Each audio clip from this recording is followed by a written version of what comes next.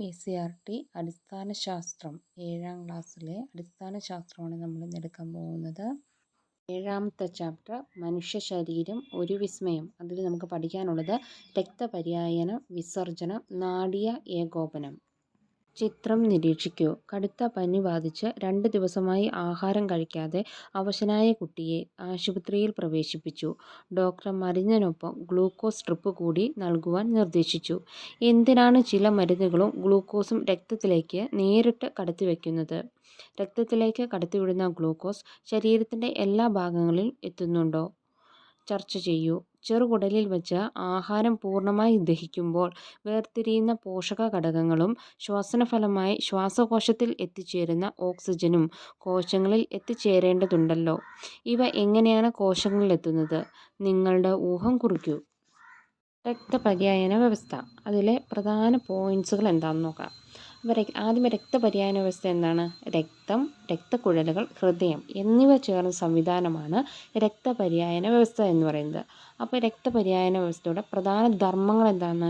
ഹൃദയത്തിൽ നിന്ന് ഓക്സിജനും പോഷകഘടകങ്ങളും അടങ്ങിയ രക്തം ശരീരത്തിൻ്റെ എല്ലാ ഭാഗത്തും എത്തിക്കുന്നതും ശരീരത്തിൻ്റെ വിവിധ ഭാഗങ്ങളിൽ നിന്ന് കാർബൺ ഡൈ ഓക്സൈഡ് കലർന്ന രക്തം ഹൃദയത്തിൽ തിരിച്ചെത്തിക്കുന്നതുമാണ് രക്തപര്യായന വ്യവസ്ഥയുടെ പ്രധാന ധർമ്മം.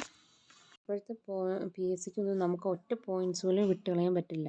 അതുകൊണ്ട് നമുക്കതൊന്നുകൂടി വായിച്ചു കൂടി നോക്കാം കേട്ടോ. ചെറുകുടലിലെ വില്ലസുകൾ ആഗികരണം ചെയ്യുന്ന പോഷക ഘടകങ്ങളും ശ്വസനഫലമായി ലഭിക്കുന്ന ഓക്സിജനും കോശങ്ങളിൽ എത്തുന്നു. ഈ ധർമ്മങ്ങളെല്ലാം നിർവഹിക്കുന്നത് രക്തമാണ്. രക്തം, രക്തക്കുഴലുകൾ, ഹൃദയം എന്നിവ ചേർന്ന സംവിധാനമാണ് രക്തപര്യായന വ്യവസ്ഥ. മനുഷ്യൻ്റെ രക്തപര്യായന വ്യവസ്ഥയുടെ ഭാഗങ്ങൾ എന്തെല്ലാമാണെന്ന് ചിത്രം നിരീക്ഷിച്ച് രേഖപ്പെടുത്തും. അപ്പോൾ എന്തൊക്കെയാണ് രക്തപര്യായന വ്യവസ്ഥയുടെ പ്രധാന ഭാഗങ്ങൾ? രക്തക്കുഴലുകൾ, ഹൃദയം.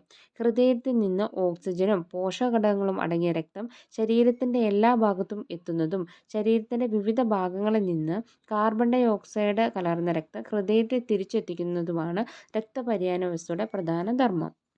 മനുഷ്യരക്തം. നമ്മുടെ രക്തത്തിൻ്റെ നിറം എന്താണെന്ന് നിങ്ങൾക്കറിയാമല്ലോ. രക്തത്തിൻ്റെ ചുവപ്പ് നിറത്തിന് കാരണം എന്താണ്? ഹീമോഗ്ലോബിൻ എന്ന വർണ്ണത്തിൻ്റെ സാന്നിധ്യമാണ് രക്തത്തിൻ്റെ ചുവപ്പ് നിറത്തിന് കാരണം. അപ്പോൾ രക്തത്തിന് ചുവപ്പ് നിറത്തിന് കാരണം എന്താണ്? ഹീമോഗ്ലോബിൻ എന്ന വർണ്ണവസ്തുവിൻ്റെ സാന്നിധ്യം. ഹീമോഗ്ലോബിൻ്റെ പ്രധാന ഘടകങ്ങൾ ഇരുമ്പ്, പ്രോട്ടീനുമാണ്. അപ്പോൾ ഹീമോഗ്ലോബിലെ പ്രധാന ഘടകങ്ങൾ എന്തൊക്കെയാണ്? ഇരുമ്പ്, പ്രോട്ടീൻ. ഇരുമ്പടങ്ങിയ ആഹാരം കഴിക്കേണ്ടതിൻ്റെ ആവശ്യകത ഇതിൽ നിന്ന് മനസ്സിലായല്ലോ. ഇരുമ്പടങ്ങിയ ചില ഭക്ഷ്യവസ്തുക്കൾ ചിത്രത്തിൽ കൊടുത്തിട്ടുണ്ട്. ഇത്തരത്തിലുള്ള മറ്റു ഭക്ഷ്യവസ്തുക്കൾ കണ്ടെത്തി ശാസ്ത്രപുസ്തകത്തിൽ രേഖപ്പെടുത്തൂ. ഈന്തപ്പഴം, കോഴിമുട്ട, മുരിങ്ങയില. ശ്വാസകോശത്തിൽ നിന്ന് കോശങ്ങളിലേക്ക് ഓക്സിജൻ എത്തിക്കുകയും കോശങ്ങളിൽ നിന്ന് കാർബൺ ഡൈ ഓക്സൈഡ് ശ്വാസകോശത്തിലേക്ക് കൊണ്ടുവരികയും ചെയ്യുന്നതിൽ രക്തത്തിലെ ഹീമോഗ്ലോബിൻ്റെ പ്രധാന പങ്കുവഹിക്കുന്നു. അപ്പോൾ രക്തത്തിലെ ഹീമോഗ്ലോബിൻ്റെ പ്രധാനമായി പങ്കുവഹിക്കുന്ന എന്തെല്ലാം കാര്യങ്ങൾക്കാണ്? ശ്വാസകോശത്തിൽ നിന്ന് കോശങ്ങളിലേക്ക് ഓക്സിജൻ എത്തിക്കുന്നതിനും കോശങ്ങളിൽ നിന്ന് കാർബൺ ഡൈ ഓക്സൈഡ് ശ്വാസകോശത്തിലേക്ക് കൊണ്ടുവരുന്നതിനും ഈ രക്തത്തിലെ ഹീമോഗ്ലോബിൻ പ്രധാന പങ്കുവഹിക്കുന്നുണ്ട്. രക്തത്തിലെ പ്രധാന ഘടകങ്ങൾ. രക്തത്തിലെ ഘടകങ്ങൾ ചിത്രീകരിച്ചിരിക്കുന്നത് നിരീക്ഷിക്കൂ. രക്തം. പ്ലാസ്മ. രക്തത്തിൻ്റെ ദ്രാവക ഭാഗം ഇളം മഞ്ഞ നിറം ഗ്ലൂക്കോസിനെ കോശങ്ങളിൽ എത്തിക്കുന്നു. പ്ലേറ്റ്ലെറ്റ്. രക്തം കട്ടപിടിക്കുന്നതിന് സഹായിക്കുന്നു. വെളുത്ത രക്തകോശം. നിശ്ചിത ആകൃതിയില്ല, മർമ്മമുണ്ട്, രോഗാണുക്കളെ നശിപ്പിക്കുന്നു. ചുവന്ന രക്തകോശം. ഡിസ്കിൻ്റെ ആകൃതി, മർമ്മമില്ല, ഹീമോഗ്ലോബിൻ അടങ്ങിയിരിക്കുന്നു, ഓക്സിജൻ, കാർബൺ ഡൈ ഓക്സൈഡ് എന്നിവയുടെ വിനിമയം. ഇനി കുറച്ച് ക്വസ്റ്റ്യൻസ് വന്നിട്ടുണ്ട്. രക്തത്തിൻ്റെ ദ്രാവക ഭാഗം ഏതാണ്? രക്തത്തിലെ ദ്രാവക ഭാഗം എന്ന് പറയുന്നത് പ്ലേറ്റ്ലേറ്റ്.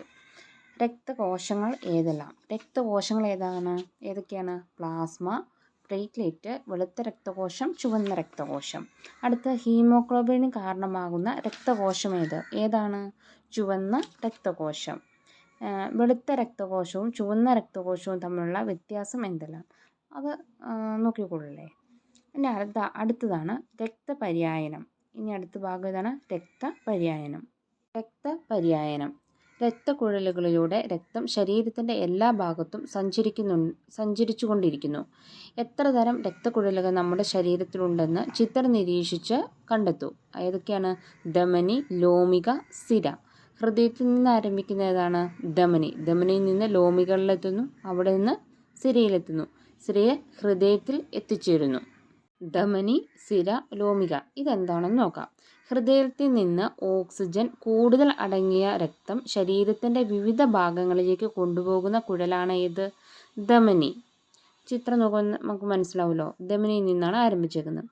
ശരീരത്തിൻ്റെ വിവിധ ഭാഗങ്ങളിൽ നിന്ന് കാർബൺ ഡൈ ഓക്സൈഡ് കൂടുതൽ കലർന്ന രക്തം ഹൃദയത്തിലേക്ക് കൊണ്ടുപോകുന്ന കുഴലാണ് സിര. സിരകളെയും ധമനികളെയും തമ്മിൽ ബന്ധിപ്പിക്കുന്ന നേർത്ത രക്തക്കുഴലാണ് ലോമിക. അപ്പം സിരയെയും ധമനിയെയും തമ്മിൽ ബന്ധിപ്പിക്കുന്ന നേർത്ത രക്തക്കുഴൽ ഏതാണ്? ലോമിക. ഹൃദയം.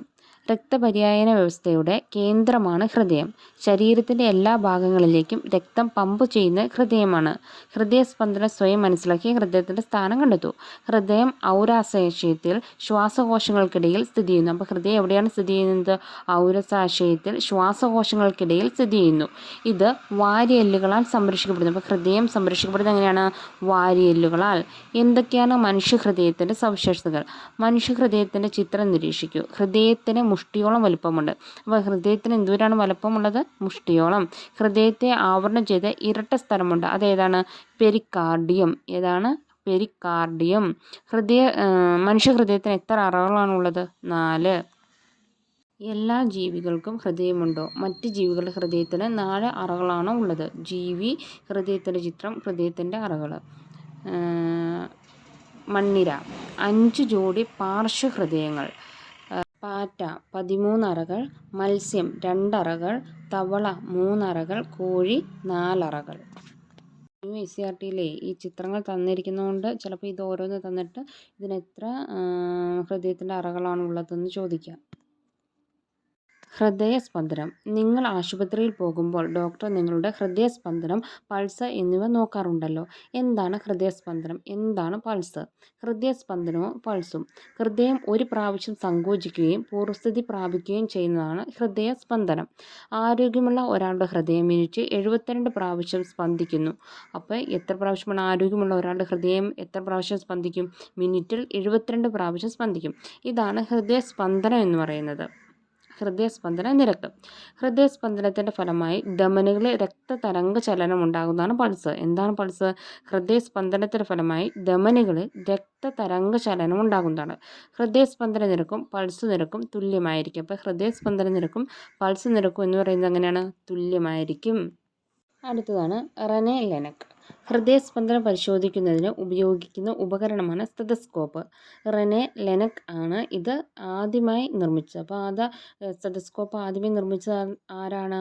Rene Laennec. ഹൃദയം മാറ്റിവെക്കാം. ഗുരുതരമായ ഹൃദ്രോഗമുള്ളവർക്ക് ഹൃദയം മാറ്റിവെക്കാൻ ശസ്ത്രക്രിയ നടത്താറുള്ളത്. മസ്തിഷ്കമരണം സംഭവിച്ച വ്യക്തിയുടെ ഹൃദയമെടുത്ത് രോഗികളിൽ വച്ചുപിടിപ്പിക്കുന്നു. ഇതാണ് സാധാരണ ചെയ്യുന്നത്.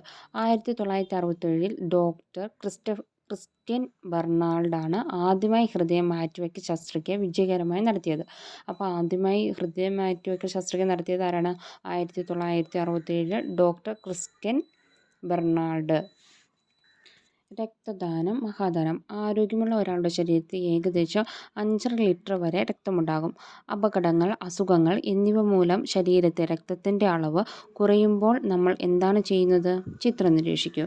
ഒരാൾ സ്വമേധയാലോ മറ്റൊരാൾക്ക് ശാസ്ത്രീയമായി നിരീക്ഷിച്ച് പിന്നീട് ഉപയോഗിക്കുന്നതിനോ രക്തം നൽകുന്നതാണ് രക്തദാനം. നിങ്ങൾ 18 വയസ്സ് കഴിയുമ്പോൾ ഒരു സാമൂഹ്യ സേവനം എന്ന നിലയിൽ ഇതിൻ്റെ ഭാഗമാകുമല്ലോ. രക്തദാനവുമായി ബന്ധപ്പെട്ട മുദ്രാഗീതങ്ങൾ തയ്യാറാക്കി ക്ലാസ്സിൽ പ്രദർശിപ്പിക്കൂ. വിസർജന വ്യവസ്ഥ. ദഹനം, രക്തപര്യായനം, ശ്വാസനം എന്നീ വിസർജന പ്രവർത്തനങ്ങളെക്കുറിച്ചാണ് നിങ്ങൾ ഇതുവരെ പഠിച്ചത്. അപ്പോൾ ദഹനം, രക്തപര്യായനം, ശ്വസനം ഇതിനെക്കുറിച്ച് പഠിച്ചല്ലോ. ഇനി ശ്വസന ഫലമായി ഉണ്ടാകുന്ന വാതകം ഏതാണ്? ഇത് പുറന്തള്ളുന്ന അവയവം ഏതാണ്? മറ്റെന്തെല്ലാം വിസർജ്യ വസ്തുക്കളാണ് നമ്മുടെ ശരീരത്തിലുള്ളത്? അവയെ പുറന്തള്ളാൻ എന്തൊക്കെ സംവിധാനങ്ങളാണ് ഉള്ളത്? അപ്പോൾ വിസർജനം എന്താണെന്ന് നോക്കാം. ജീവൽ പ്രവർത്തനങ്ങളുടെ ഫലമായി ഉണ്ടാകുന്ന യൂറിയ, അധികമുള്ള ജലം, ലവണങ്ങൾ തുടങ്ങിയവ ശരീരത്തിൽ നിന്ന് പുറന്തള്ളുന്ന പ്രക്രിയയാണ് വിസർജനം. വൃക്കകൾ. നമ്മുടെ ശരീരത്തിലെ ഏറ്റവും പ്രധാനപ്പെട്ട വിസർജന അവയവമാണ് വൃക്കകൾ. ഇവ മനുഷ്യ ശരീരത്തിലെ അരിപ്പകളായി പ്രവർത്തിക്കുന്നു. വൃക്കയുടെ ആകൃതി എന്താണ്? ചിത്രം നിരീക്ഷിച്ച് മനസ്സിലാക്കൂ. നൽകിയിരിക്കുന്ന കുറിപ്പും ചിത്രവും ഉപയോഗപ്പെടുത്തി സൂചികയുടെ അടിസ്ഥാനത്തിൽ ചർച്ച ചെയ്ത് കണ്ടെത്തലുകൾ ശാസ്ത്രപുസ്തകത്തെ രേഖപ്പെടുത്തൂ. വൃക്കയും അരിക്കലും. പയർവർഗ്ഗത്തിൻ്റെ ആകൃതിയിലുള്ള ഇവ ഉദരാശയത്തിൽ നട്ടെല്ലിൻ്റെ വശങ്ങളിലുമായാണ് കാണപ്പെടുന്നത്. അപ്പോൾ വൃക്കയുടെ ആകൃതി എന്താണ്? പയറുകളുടെ ആകൃതിയാണ് വൃക്കയുടെ ആകൃതി. അത് എവിടെയാണ് കാണപ്പെടുന്നത്? നട്ടെല്ലിൻ്റെ ഇരുവശങ്ങളിലുമായാണ് ഇവ കാണപ്പെടുന്നത്. വൃക്കയിലേക്ക് രക്തം എത്തിക്കുന്നതാണ് വൃക്കധമനി. അപ്പോൾ വൃക്കയിലേക്ക് രക്തം എത്തിക്കുന്ന കുഴലേതാണ്? വൃക്കധമനി. വൃക്കധമനി വഴി എത്തുന്ന രക്തത്തിൽ യൂറിയ, ഗ്ലൂക്കോസ്, ലവണങ്ങൾ, ഓക്സിജൻ, മറ്റു ഘടകങ്ങൾ എന്നിവ ഉണ്ടായിരിക്കും. അപ്പോൾ വൃക്കധമനി വഴി എത്തുന്ന രക്തത്തിൽ യൂറിയ, ഗ്ലൂക്കോസ്, ലവണങ്ങൾ, ഓക്സിജൻ, മറ്റു ഘടകങ്ങളൊക്കെ ഉണ്ടായിരിക്കും. എന്നാൽ അരിക്കലിനു ശേഷം വൃക്കസിരയിലൂടെ തിരിച്ചു പോകുന്ന രക്തത്തിൽ യൂറിയ, ഗ്ലൂക്കോസ്, ലവണങ്ങൾ, ഓക്സിജൻ, മറ്റു ഘടകങ്ങൾ എന്നിവയുടെ അളവ് താരതമ്യേന കുറവായിരിക്കും. ഇത്തരത്തിൽ വൃക്കയിൽ അരിക്കലിന് വിധേയമായ രക്തത്തിലെ മാലിന്യങ്ങൾ മൂത്രത്തിലൂടെ പുറന്തള്ളപ്പെടുന്നു. ശരിയായ അളവിൽ ലവണങ്ങൾ എന്നിവ ശരീരത്തിൽ നിലനിർത്തുന്നതിന് വൃക്ക പ്രധാന പങ്കുവഹിക്കുന്നുണ്ട്. ആരോഗ്യമുള്ള ഒരാളുടെ വൃക്കകൾ ഒരു ദിവസം ശരാശരി 1.5 ലിറ്റർ മൂത്രം ഉൽപ്പാദിപ്പിക്കുന്നു. താഴെ കൊടുത്തേക്കുന്ന ക്വസ്റ്റ്യൻസ് ഒന്ന് നോക്കാം. വൃക്കയിലേക്ക് രക്തം എത്തിക്കുന്ന രക്തക്കുഴൽ ഏതാണ്? വൃക്കധമനി. വൃക്കയിൽ നിന്ന് രക്തം തിരികെ കൊണ്ടുപോകുന്ന രക്തക്കുഴൽ ഏതാണ്? വൃക്കസിര. വൃക്കധമനി, വൃക്കസിര എന്നീ രക്തക്കുഴലിലെ രക്തത്തിന് എന്ത് സംഭവിക്കുന്നു? അപ്പോൾ വൃക്കയിലേക്ക് രക്തം എത്തുമ്പോൾ ആ രക്തത്തിൽ ഓക്സിജൻ, യൂറിയ, ഗ്ലൂക്കോസ്, ലവണങ്ങൾ, മറ്റു ഘടകങ്ങളൊക്കെ ഉണ്ടായിരിക്കും. എന്നാൽ വൃക്കസിരയിലെത്തുമ്പോൾ ഇതിൻ്റെ അളവിലെല്ലാം വ്യത്യാസമുണ്ട്. താരതമ്യേന കുറവായിരിക്കും. വൃക്കയിൽ നിന്നും മൂത്രം കൊണ്ടുപോകുന്ന കുഴൽ ഏതാണ്? മൂത്രവാഹി. വിസർജന വ്യവസ്ഥയിലെ ഏത് ഭാഗത്താണ് മൂത്രം ശേഖരിക്കപ്പെടുന്നത്? മൂത്രാശയം. വൃക്ക മാറ്റിവെക്കൽ. ആരോഗ്യമുള്ള ദാതാവിൽ നിന്ന് ഒരു വൃക്കയെടുത്ത് 2 വൃക്കകളും തകരാറിലായ ഒരാളിലേക്ക് വച്ചുപിടിപ്പിക്കുന്നതാണ് വൃക്ക മാറ്റിവെക്കൽ. വൃക്ക സ്വീകരിക്കുന്ന ഒരാളുടെയും നൽകുന്ന വ്യക്തിയുടെയും രക്തഗ്രൂപ്പ് ഉൾപ്പെടെയുള്ള പരിശോധനകൾ യോജിച്ചാൽ മാത്രമേ വൃക്ക മാറ്റിവെക്കാൻ സാധിക്കൂ. 18 വയസ്സ് പൂർത്തിയായ ആരോഗ്യമുള്ള ഏതൊരാൾക്കും വൃക്കയിൽ 1 ദാനം ചെയ്യാം. അപ്പോൾ വൃക്ക മാറ്റിവെക്കാൻ എത്ര വയസ്സ് പൂർത്തിയായിരിക്കണം? 18 വയസ്സ് പൂർത്തിയായിരിക്കണം. മറ്റ് വിസർജന അവയവങ്ങൾ. വേനൽക്കാലത്തും മഴക്കാലത്തും നമ്മുടെ ശരീരത്തിൽ വിയർപ്പ് ഉണ്ടാകുമല്ലോ. എങ്ങനെയാണ് ഇത് പുറന്തള്ളുന്നത്? അപ്പോൾ വിയർപ്പ്. ത്വക്കിലെ സ്രവഗ്രന്ഥികളാണ് വിയർപ്പ് ഉണ്ടാക്കുന്നത്. ശരീരത്തിൽ അധികമുള്ള ജലവും ലവണവും വിയർപ്പിലൂടെ പുറത്തു പോകുന്നു. വിയർപ്പ് ബാഷ്പമായി മാറുവാൻ വേണ്ട താപം നമ്മുടെ ശരീരത്തിൽ നിന്നെടുക്കുന്നു. ഇങ്ങനെ നമ്മുടെ ശരീര താപനില ക്രമീകരിച്ച് നിർത്താൻ വിയർപ്പ് സഹായിക്കുന്നു. ശരീരത്തെ പൊതിഞ്ഞു സൂക്ഷിക്കുക, സ്പർശം അറിയുക എന്നിവയെല്ലാം ത്വക്കിൻ്റെ ധർമ്മങ്ങളാണ്. അപ്പോൾ ത്വക്കിൻ്റെ ധർമ്മങ്ങൾ എന്താണ്? ശരീരത്തെ പൊതിഞ്ഞു സൂക്ഷിക്കുക, സ്പർശം അറിയുക എന്നിവയാണ്. ത്വക്കിലെ സൂക്ഷ്മ സുഷിരങ്ങളിലൂടെയാണ് സ്രവഗ്രന്ഥികളിൽ നിന്ന് വിയർപ്പ് പുറത്തു വരുന്നത്. ഇവ ത്വക്കിൽ അടിഞ്ഞുകൂടിയ രോഗങ്ങൾ ഉണ്ടാകും. അതിനാൽ കുളിക്കുമ്പോൾ ത്വക്ക് നന്നായി വൃത്തിയാക്കേണ്ടതുണ്ട്.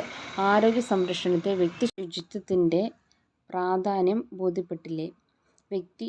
വൃക്ക, ത്വക്ക് എന്നിവ കൂടാതെ ശ്വാസകോശം, കരൾ എന്നിവയെല്ലാം വിസർജന പ്രക്രിയയിൽ പങ്കുവഹിക്കുന്നുണ്ട്.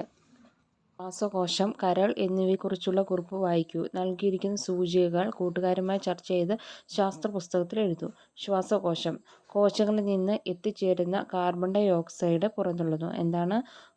കോശത്തിൽ നിന്ന് എത്തിച്ചേരുന്ന കാർബൺ ഡൈ ഓക്സൈഡ് പുറന്തള്ളുന്ന ആരാണ്? ശ്വാസകോശം. കരൾ. മനുഷ്യ ശരീരത്തിലെ ഏറ്റവും വലിയ ഗ്രന്ഥിയാണ് കരൾ. എന്താണ്? മനുഷ്യ ശരീരത്തിലെ ഏറ്റവും വലിയ ഗ്രന്ഥി ഏതാണ്? കരൾ. രക്തത്തിലൂടെ എത്തിച്ചേരുന്ന ഹാനികരമായ രാസവസ്തുക്കളെ അത് നശിപ്പിക്കുന്നു. കൂടാതെ കൊഴുപ്പിനെ ദഹിപ്പിക്കുവാൻ ആവശ്യമായ പിത്തരസം ഉൽപ്പാദിപ്പിക്കുന്നു. അപ്പോൾ പിത്തരസം ഉൽപ്പാദിപ്പിക്കുന്നത് എവിടെയാണ്? കരളിൽ. പോഷകഘടകങ്ങൾ വിഘടിക്കുമ്പോൾ ശരീരത്തിന് ഹാനികരമായ അമോണിയ ഉണ്ടാകുന്നു. ഇതിന് താരതമ്യേന ഹാനികരമല്ലാത്ത യൂറിയയാക്കി മാറ്റുന്നതും കരളാണ്. അടുത്ത ക്വസ്റ്റ്യൻസിന് ആൻസർ ചെയ്യാം കേട്ടോ. കോശങ്ങളിൽ ഉണ്ടാകുന്ന കാർബൺ ഡൈ ഓക്സൈഡിന് പുറന്തള്ളപ്പെടുന്ന അവയവം ഏതാണ്? ശ്വാസകോശം. മനുഷ്യ ശരീരത്തിലെ ഏറ്റവും വലിയ ഗ്രന്ഥി കരൾ. കരൾ ഉൽപ്പാദിപ്പിക്കുന്ന രാസപദാർത്ഥം ഏത്? അത് പിത്തരസം. കരളിൻ്റെ ധർമ്മങ്ങൾ എന്തെല്ലാം? രക്തത്തിലൂടെ എത്തിക്കുന്ന ഹാനികരമായ രാസവസ്തുക്കളെ അത് നശിപ്പിക്കുന്നു. പോഷകഘടകങ്ങൾ വിഘടിക്കുമ്പോൾ ശരീരത്തിന് ഹാനികരമായ അമോണിയ ഉണ്ടാകുന്നു. ഇതിനെ താരതമ്യേന ഹാനികരമല്ലാത്ത യൂറിയയാക്കി മാറ്റുന്നു. നാഡീവ്യവസ്ഥ. നമ്മുടെ ശരീരത്തിൽ വിവിധ അവയവങ്ങൾ ഉണ്ടല്ലോ. നമ്മൾ ജോലി ചെയ്യുമ്പോൾ ഒരു അവയവം മാത്രമാണ് പ്രവർത്തിക്കുന്നത്. കയ്യിൽ നിന്ന് ഒരു പേന താഴെ വീണു എന്ന് വിചാരിക്കൂ. ഇത് എടുക്കുമ്പോൾ ഏതെല്ലാം അവയവങ്ങൾ പ്രവർത്തിക്കുന്നുണ്ടെന്ന് എഴുതി നോക്കൂ. ശരീരത്തിലെ വിവിധ അവയവങ്ങളുടെ ഏകോപനത്തിലൂടെയാണല്ലോ എല്ലാ ശാരീരിക പ്രവർത്തനങ്ങളും സാധ്യമാകുന്നത്. നമ്മുടെ ശരീരത്തിൽ വിവിധ പ്രവർത്തനങ്ങളുടെ ഏകോപനം എങ്ങനെയാണ് സാധ്യമാകുന്നത്? നിങ്ങളുടെ കണ്ണിനു നേരെ ഒരു പ്രാണി പറന്നു വന്നാൽ പെട്ടെന്ന് കണ്ണടയ്ക്കുമല്ലോ. കണ്ണിനു നേർക്ക് ടോർച്ച് പ്രകാശിപ്പിച്ചാലോ? ഇത്തരം സന്ദർഭങ്ങളോട് പ്രതികരിക്കുവാൻ എങ്ങനെയാണ് നമുക്ക് സാധിക്കുന്നത്? ചുവടെ കൊടുത്തിരിക്കുന്ന കുറിപ്പ് വായിച്ച് നൽകിയിരിക്കുന്ന ചോദ്യങ്ങൾക്ക് ഉത്തരം കണ്ടെത്തി ശാസ്ത്രപുസ്തകത്തിൽ എഴുതൂ. അപ്പം നാഡീവ്യവസ്ഥ സാഹചര്യങ്ങൾക്കനുസരിച്ച് പ്രവർത്തിക്കാൻ നമ്മെ സഹായിക്കുന്നതാണ് നാഡീവ്യവസ്ഥ. മസ്തിഷ്കം അഥവാ തലച്ചോറ്, സുഷുമ്ന, നാഡികൾ എന്നിവ ചേർന്നാണ് നാഡീവ്യവസ്ഥ. അപ്പോൾ നാഡീവ്യവസ്ഥ എന്തൊക്കെ ചേർന്നാണ്? മസ്തിഷ്കം അല്ലെങ്കിൽ തലച്ചോറ്, സുഷുമ്ന, നാഡികൾ എന്നിവ ചേർന്നാണ് നാഡീവ്യവസ്ഥ. ശരീരത്തിലെ ഏറ്റവും പ്രധാനപ്പെട്ട അവയവമാണ് സുഷുമ്ന. മസ്തിഷ്കം തലയോട്ടിക്കുള്ളിൽ സംരക്ഷിക്കപ്പെടുന്നു. വിവിധ പേശികളുടെ ചലനത്തെ നിയന്ത്രിക്കുക, ശരീരത്തിലെ പ്രവർത്തനങ്ങളെയെല്ലാം ഏകോപിപ്പിച്ച് വിവിധ കോശങ്ങൾക്ക് വേണ്ട മാർഗനിർദ്ദേശങ്ങൾ നൽകുക തുടങ്ങിയവ മസ്തിഷ്കത്തിൻ്റെ പ്രധാന പ്രവർത്തനങ്ങളാണ്. കാഴ്ച, കേൾവി, ഓർമ്മ, ഭാവന, വികാരങ്ങൾ, ബുദ്ധി എന്നിവയുടെയെല്ലാം കേന്ദ്രം മസ്തിഷ്കമാണ്. ഏറ്റവും ആധുനിക കമ്പ്യൂട്ടർ പോലും കാര്യക്ഷമതയെ മനുഷ്യ മസ്തിഷ്കത്തിൻ്റെ പിന്നിലാണ്. മുൻകൂട്ടി തയ്യാറാക്കിയ സോഫ്റ്റ്വെയർ അനുസരിച്ച് പ്രവർത്തിക്കുവാനുള്ള കഴിവാണ് മാത്രമാണ് കമ്പ്യൂട്ടറിനുള്ളത്. എന്നാൽ സുഷുമ്നയാകട്ടെ ചുറ്റുപാടിനോട് പ്രതികരിക്കുവാനും പുതിയ കാര്യങ്ങൾ പഠിക്കുവാനും സങ്കല്പിക്കുവാനും കഴിയും. ഉണർന്നിരിക്കുമ്പോൾ മാത്രമല്ല ഉറങ്ങുമ്പോഴും മസ്തിഷ്കത്തിൽ പ്രവർത്തനങ്ങൾ നടക്കുന്നു. എല്ലാ ശാരീരിക പ്രവർത്തനങ്ങളെയും നിയന്ത്രിക്കുന്നതും ഏകോപിപ്പിക്കുകയും ചെയ്യുന്നത് നാഡീവ്യവസ്ഥയാണ്. മദ്യം, മയക്കുമരുന്ന് എന്നിവയുടെ ഉപയോഗം നാഡീവ്യവസ്ഥയുടെ പ്രവർത്തനത്തെ സാരമായി ബാധിക്കുന്നു. കൗമാരവും ആരോഗ്യവും. അനുദിനം വളർന്നുകൊണ്ടിരിക്കുന്ന നമ്മൾ കൗമാര കാലഘട്ടത്തിലൂടെയാണ് ഇപ്പോൾ കടന്നുപോകുന്നത്. 10 മുതൽ 19 വയസ്സ് വരെയുള്ള കാലഘട്ടമാണ് കൗമാരം. അപ്പോൾ കൗമാര കാലഘട്ടം ഏതാണ്? 10 മുതൽ 19 വയസ്സ് വരെ. ജീവശാസ്ത്രപരമായി ഒട്ടേറെ സവിശേഷതകളുള്ള കാലമാണിത്.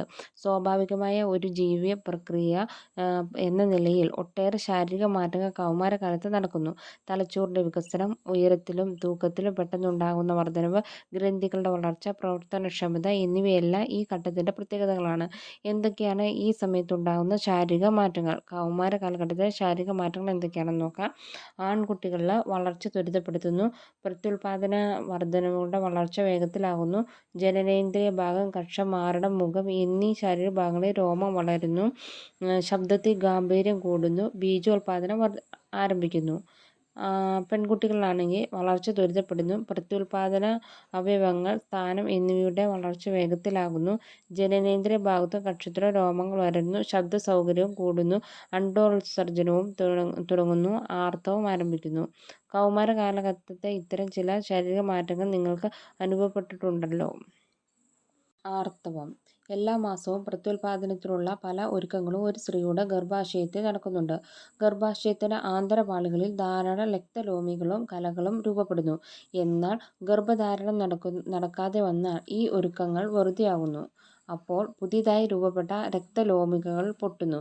രക്തലോമികകളും മറ്റ് ഘടകങ്ങളും ഗർഭാശയ ഭിത്തിയിൽ നിന്ന് അടർന്നു മാറുകയും രക്തത്തോടൊപ്പം ഇവയെല്ലാം ശരീരത്തിന് പുറത്തു തള്ളപ്പെടുകയും ചെയ്യുന്നു. ഈ പ്രക്രിയയാണ് ആർത്തവം. ഇത് 7 ദിവസം വരെ നീണ്ടു നിൽക്കാം. ആർത്തവത്തിനു മുന്നോടിയായും ആർത്തവ സമയത്തും കലശലായ അടിവയറുവേദന, ഛർദി, നടുവേദന, കാലിന് കഴപ്പ് തുടങ്ങിയ ലക്ഷണങ്ങൾ ചിലർക്ക് അനുഭവപ്പെടാറുണ്ട്. ചിലർക്ക് അമിതമായ ദേഷ്യം, ഉത്കണ്ഠ എന്നിവയും ഉണ്ടാകുന്നു. ആർത്തവം ഏകദേശം ഓരോ 28 ദിവസം കൂടുമ്പോഴും ഉണ്ടായേക്കാം. ഒരു ശാരീരിക പ്രക്രിയയാണിത്. ഇതിൽ ചെറിയ തോതിൽ ഏറ്റക്കുറച്ചിൽ ഉണ്ടാകാം. ആർത്തവം കൃത്യമായി ഉണ്ടായില്ലെങ്കിൽ ഡോക്ടറെ സമീപിക്കേണ്ടതാണ്. ആർത്തവ സമയത്ത് പെൺകുട്ടികളുടെ ശരീരത്തിൽ നഷ്ടമാകുന്ന ബ്ലഡിൻ്റെ അളവാണ് 0.6 ലിറ്റർ.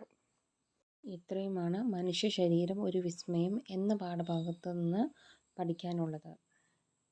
ഇഷ്ടമായ ലൈക്ക്, സബ്സ്ക്രൈബ്, കമൻറ്റ് രേഖപ്പെടുത്തണേ.